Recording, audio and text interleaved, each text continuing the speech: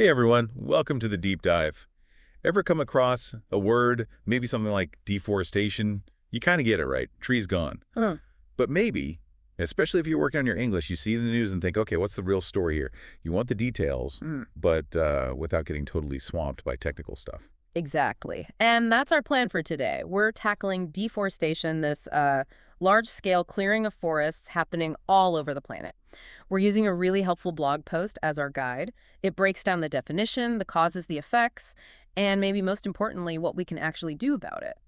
Yeah, think of this as like your guide to understanding a major global issue. Plus, you'll pick up some useful English vocabulary as we go. Absolutely. And forests, I mean, they're huge. They cover almost a third of all land on Earth. It's kind of hard to picture. It really is.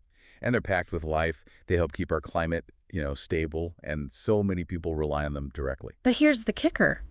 We're losing millions of hectares of these vital forests every single year. That's a massive area. So our mission today is clear. Explore this whole topic, break it down simply, point out key English words, and really understand the core ideas.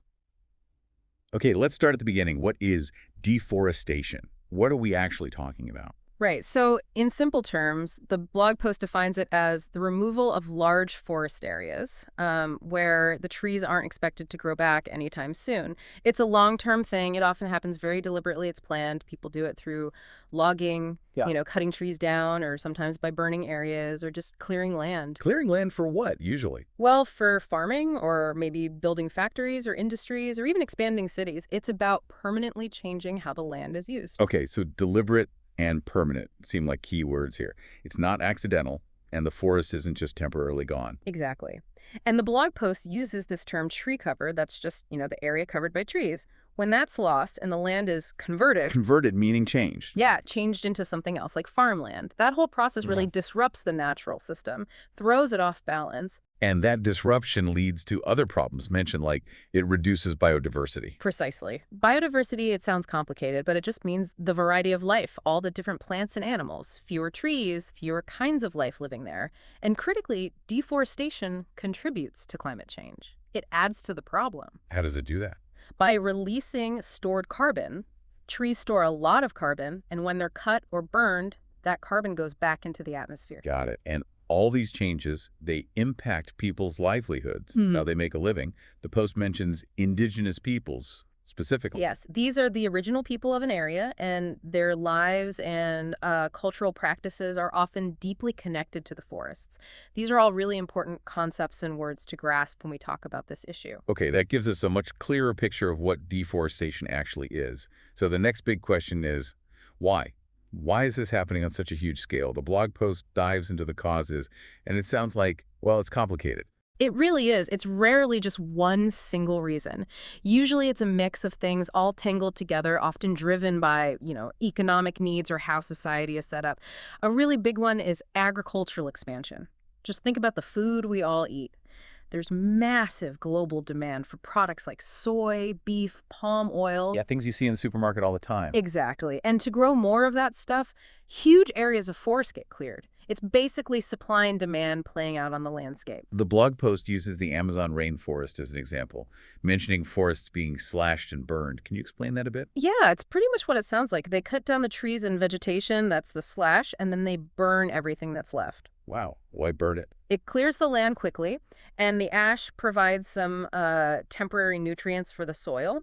It's often done to create pasture for cattle ranching or for planting huge fields of a single crop like soy, what we call monoculture crops. That sounds incredibly destructive, just clearing land on that scale. It is. And then there's logging, cutting down trees specifically for their wood, for timber. Right, for building, furniture, paper. All sorts of things. Yeah. Now, some logging is legal and supposedly managed, but a huge problem is illegal logging, which often ignores any environmental rules completely. And the blog post mentions sustainable practices here, like ways to log without causing so much damage. Exactly. Sustainable forestry aims to harvest timber in a way that allows the forest to regenerate and continue providing resources long term. But often the economic pressure for cheap wood means these practices aren't followed. Okay, so food and wood products are major drivers. What else? The post mentioned infrastructure development. That sounds broad. It is. It covers things like cities growing urbanization, building new roads, dams, and also mining operations. How does building a road hurt a forest, apart from the trees directly cleared? Well, roads cut through forests, and that can fragment ecosystems. Imagine a large connected forest suddenly being split into smaller, isolated patches. Ah, so animals can't move around easily, plants can't spread. Exactly. It makes the whole ecosystem weaker, more vulnerable. This process is sometimes called degradation. The forest is still there, maybe, but it's damaged. Cities expanding also encroach on forest areas. They just sort of creep outwards. Right. And then there's the link with climate change. The blog post says it goes both ways. Yeah, this is a really crucial point. We already said deforestation makes climate change worse by releasing carbon, but climate change itself also harms forests. So, Things like more intense droughts, hmm, long dry periods make forests stressed and more likely to catch fire. We're seeing more huge wildfires. Also, changing climate can lead to more pest infestations, like insects that kill trees. It creates a kind of vicious cycle. that makes sense. A weakened forest is easier to lose. And finally, the blog post mentions poverty and population growth. How do they fit in? Well, in many parts of the world, particularly developing countries, many people rely directly on forests for survival. They gather fuel wood, firewood for cooking and heating. They also practice small-scale agriculture, clearing small areas to grow food for their families. So as the population grows, Right, as population growth happens, there's more pressure on the land, more people needing fuel, more people needing small plots to farm. This can intensify this pressure, sometimes leading to unsustainable land use where the forest just can't recover fast enough. okay, so it's a really complex mix of agriculture, logging, infrastructure, climate change, and social factors like poverty. Ooh. Now, let's shift to the impacts. What happens because forests disappear? The blog outlines some serious consequences. Yes, the effects are widespread. They hit the environment, the economy, and people hard. One of the biggest is the loss of biodiversity. We talked about biodiversity earlier, the variety of life. Exactly. Forests are hotspots for this. The blog states they're home to over 80% of all land-based species or terrestrial species. That's everything from insects to elephants. 80%, that's staggering. It is. So when forests go, these species lose their homes. This can lead directly to extinction species disappearing forever, and it massively disrupts ecosystems and the food chains within them. It has knock-on effects. Like a web breaking down. And we mentioned the climate change link already, but it's a consequence too, right? A major one. Forests are often called carbon sinks because they absorb so much CO2 from the air, like natural air filter. It's like they soak it up. Yeah. But when trees are cut or burned, all that stored carbon gets released back into the atmosphere, which fuels global warming. Deforestation is a big contributor. The blog post estimates around 10–15% of all global greenhouse gas emissions. That's a huge chunk just from cutting down trees. What else? Water seems important. Absolutely. Trees play a key role in regulating rainfall and managing the whole water cycle. Their roots help water seep into the ground. Their leaves release water vapor. So fewer trees means. It can mean changes in rainfall patterns, often leading to more severe droughts in some areas and maybe floods in others. It also affects soil fertility, how good the soil is for growing things, and overall water availability. And related to that, the soil itself is affected. The post mentions soil erosion. Yes, tree roots act like anchors, holding the soil together, especially on slopes. They stabilize soil.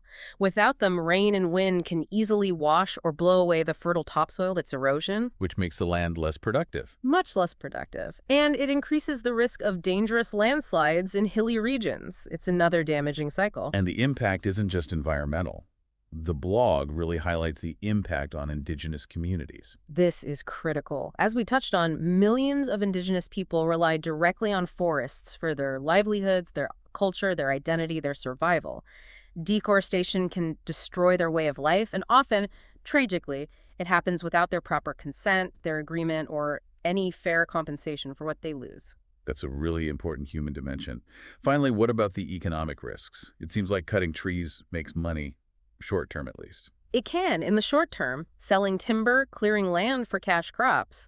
But the blog post argues that the long-term economic risks often outweigh these gains. Like what? Things like lower agricultural yields down the road because the soil's degraded and water cycles are disrupted, increased costs from dealing with more natural disasters like floods, and the loss of ecosystem services, all the free benefits nature provides, like clean air, water purification, pollination. These actually have huge economic value, which we lose. So short-term gain, but potentially long-term pain for the economy too. Okay, well, it's quite sobering. But the blog post doesn't leave us there, right? It talks about solutions. There are things we can do. Definitely. And that's the crucial next step. The blog emphasizes that fighting deforestation needs coordinated efforts. Everyone needs to be involved: governments, businesses, communities, individuals. So what are some key solutions mentioned? Sustainable forestry comes up again. Right. This means managing forests so we can use their resources, like timber, but without depleting them or causing long-term damage. How to ensure that happens. The post mentions certification programs, Okay. like FSC. Yes, the Forest Stewardship Council, FSC, is one well-known example. These programs certify wood products that come from forests managed according to strict environmental and social standards, so consumers can look for those labels. Governments also need to step up, enforcing stricter regulations against illegal logging, and maybe offering incentives rewards to landowners who practice sustainable forestry or replant trees. That replanting is called reforestation. Reforestation, planting trees back where they were cut down. Okay. Makes sense. There was another similar word, afforestation. Good catch. Afforestation is slightly different. It means planting forests in areas where there weren't forests before, perhaps on degraded land. Both are important for restoring landscapes and capturing carbon. Are there big goals for this? Yes, the blog mentions the Bond Challenge, which is a global commitment aiming to restore 350 million hectares of degraded and deforested land by 2030. That's a huge undertaking. Wow. Okay, what about farming, since that was such a big cause? Yeah, promoting sustainable agriculture is absolutely key. The blog mentions several approaches. Things like agroforestry, that's where trees are integrated into farms, grown alongside crops or pasture. Also, crop rotation, which helps maintain soil health without needing to clear new land constantly. And supporting things like shade-grown coffee, where coffee is grown under a canopy of trees instead of on cleared land. And consumers can help here too, by choosing certain products. Absolutely. Looking for products with certifications like Rainforest Alliance, or just generally trying to support companies committed to deforestation-free supply chains, meaning their products aren't linked to recent forest clearing. So our shopping choices matter. What about laws and agreements? Crucial. Strengthening legal protections for forests is vital. This means governments actually enforcing existing laws, cracking down on illegal activities, and importantly, recognizing and protecting the land rights of indigenous communities who are often effective forest guardians. International agreements like the Paris Agreement on Climate Change also play a role by setting global targets that include reducing deforestation. And then there's the role of awareness, right? Just people knowing more and changing habits. Exactly. Raising awareness and reducing consumption. If more people understand the links between, say, palm oil or beef production and deforestation, they might choose to consume less or seek out sustainable alternatives. Using recycled paper is another simple step. And talking about it helps. Definitely. The blog says educating others amplifies impact. It makes the effect bigger. The more people know and care, the greater the pressure for change. Okay, one last area the blog mentions is technology and monitoring. How does tech help fight deforestation? It's becoming incredibly powerful. We now have amazing satellite imagery pictures from space combined with AI, artificial intelligence, that can detect deforestation happening almost in real time. So we can see illegal logging much faster. Potentially, yes. It allows for quicker responses. There are platforms like Global Forest Watch that make this kind of valuable data accessible to governments, researchers, and the public to track what's happening to forests worldwide. So it sounds like there's no single magic bullet, but lots of different approaches working together. That's exactly it. The blog wraps up by saying that while deforestation is a massive global crisis, it's not insurmountable. That means it's not impossible to solve. We can overcome it. If we tackle the root causes. Right. Addressing the economic incentives that drive deforestation, shifting away from unsustainable practices, and overcoming the lack of awareness. It all comes down to collaboration, governments, companies, and individuals all working together. And the final message is pretty direct.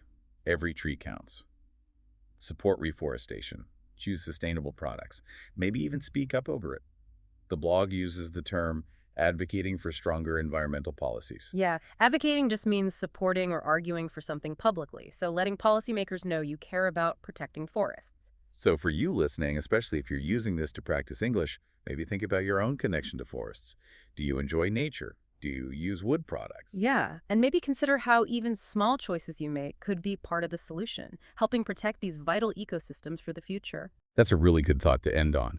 Maybe ask yourself, what's one surprising thing you learned about deforestation today? Or how might this conversation change how you look at the things you buy? Thanks for joining us for this deep dive.